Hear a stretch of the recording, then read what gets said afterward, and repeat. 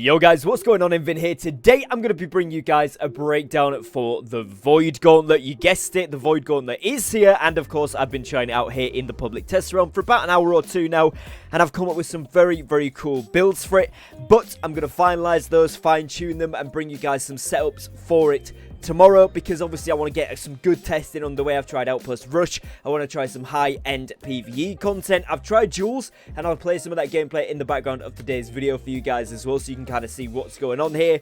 But generally, I'm going to go over a breakdown in this video of what the skills are, kind of how they work, and some of the best passives, but I'm going to go over everything that the Void Gauntlet has, so you guys can kind of see it in action. Now, if we go into the menu here, that is actually the Void Gauntlet. Obviously on a test server, you got everything unlocked, so if there's some crazy stuff going on the screen, that is why. One thing to note before we even get into the skills themselves is that the Void Gauntlet's block is something quite unique. When you block with the Void Gauntlet, you actually reduce your own HP and regain mana. Now, this is an interesting one because it means obviously you're reducing your survivability in a sense, but you're giving yourself more mana, and there's some abilities as we go through this you guys will see actually can give you quite a lot of sustain. So I'm leaning towards maybe a heavy Void Paladin type build. I've been working on that, but also like mages with the Void Gauntlet works really well, so either Fire Staff or Ice Gauntlet particularly. Dual gauntlets could be a really good thing. Tried it out here with the Light Staff as well, and if you want to be a dedicated healer, that works really well and can give you some nice utility and damage as a healer, which is fantastic. But personally for me, I found light armor to be too squishy with this unless you're going for full nuke damage. So testing out some builds, as I say, but we're going to go over this stuff here. But just before we get into it, obviously that block is something to note down. Now, here are the abilities then. So we've got the Annihilation side of the tree, and we've also got the Decay side of the tree. Now, on the Annihilation side of the tree, the first ability here is called Void Blade. You summon a blade of void energy that converts your basic attacks to melee.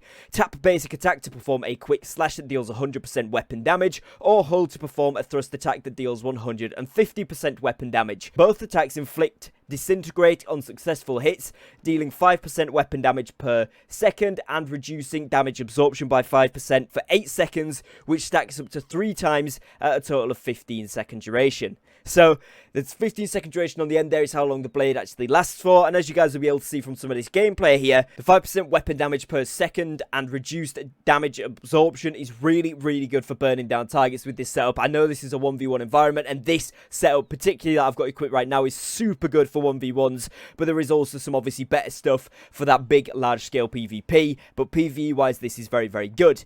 The next ability on this side here is called Petrifying Scream. Now, this one is where you unleash a void-infused scream, dealing 100% weapon damage, staggering and inflicting root to enemies within 5 meters in front of you, disables enemy movement for 2 seconds.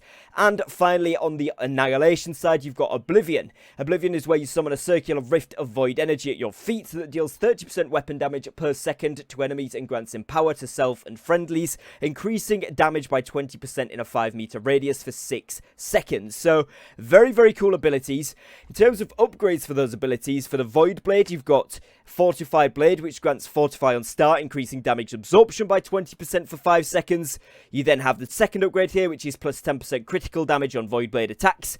And finally, the third upgrade here, which is Successful Thrust Attacks heal the self for 5% weapon damage per disintegrate stack on a target. This scales exclusively with Focus, which is a very interesting addition. With the Oblivion skill then, you've got the upgrades, which are Withering Oblivion, where your attacks inflict weakness to the target inside the radius, reducing their damage by 5% for 5 seconds per hit, and this can stack up to 3 times. And then you also have Invigorating Oblivion, which is where you get plus 15 stamina per second for yourself and friendlies whilst inside the radius, which is really good considering that the radius last time is 6 seconds, so obviously that will give you 90 stamina back, which is essentially 2 rolls if you are in that light armor, maybe more if you're in that heavier armor as well, which is really cool.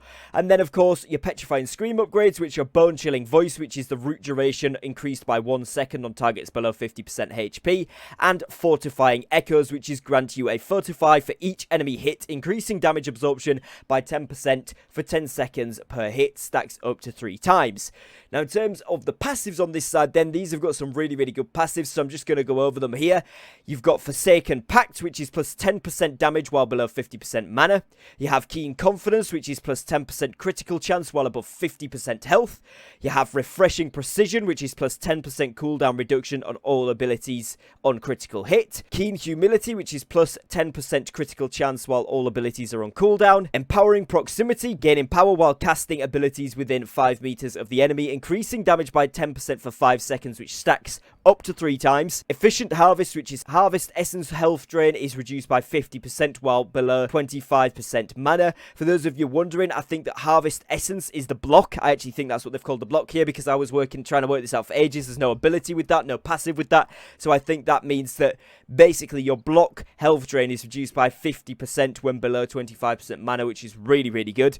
Then you have another one here, which is on critical hits, gain health equal to 15% of the damage done. Refreshing Frailty, which is plus 5% cooldown reduction on all abilities when successfully hitting enemies affected by 3 or more debuffs. It can be from different debuffs. And then finally the ultimate on this side, which is called Void Caller, which is on successful ability hit, gain a stack of Void Essence, and at 6 stacks consume all stacks and gain a 3 meter aura that heals yourself and friendlies for 30% of the weapon damage and deals 30% weapon damage per second to enemies within. Healing scales exclusively with focus, has a 5-second duration and a 20-second cooldown, which is really, really cool, something unique. All of these abilities, not seen anything like it yet in the game, so it's very, very exciting.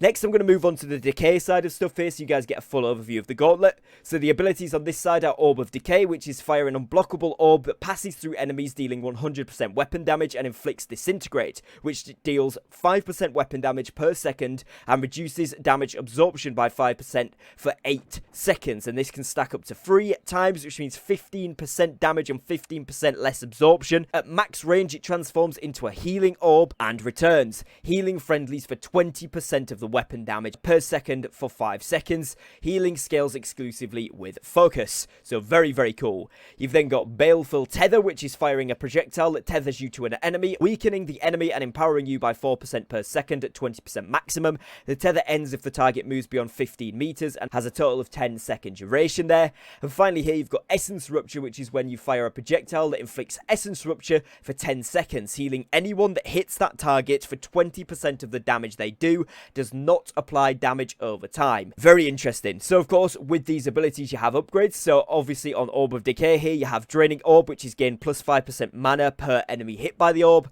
You have Slowing Orb, which the orb slows enemies already afflicted by any debuff, reducing their movement speed by 30% for 3 seconds. And finally Detonating Orb, which is pressing the ability input again to detonate the orb with a 4 meter explosion radius. Depending on the orb's phase, the explosion will either damage enemies for 100% of weapon damage and apply a stack of Disintegrate, or it will heal friendlies for 70% of the weapon damage. Healing, again, scales exclusively from focus. On the Baleful Tether here, we've got an upgrade that says Tethered Refresh, which is successful hits against the tethered target, reduce other Void Gauntlet cooldowns by 5%. Tethered Focus, which is plus 100% mana regeneration while Tether is active. And Soul Eater, which is regain 80% weapon damage as health if the tethered target dies, which scales again exclusively with focus. And then finally over here on Essence Rupture, you have Invigorating Rupture, which players additionally receive plus 15 stamina when hitting the afflicted target.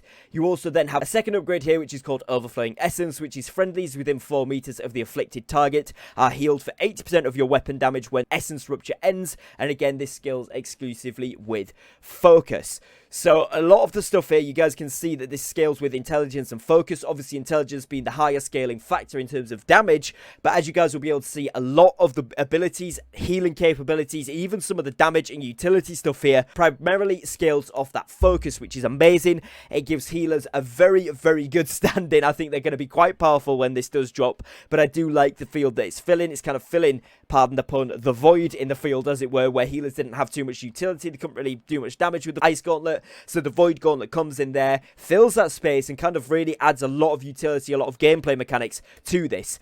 So with the passives on the Decay side, then we've got Deadly Range, which is plus 10% damage on successful ranged heavy attacks against targets more than 8 meters away.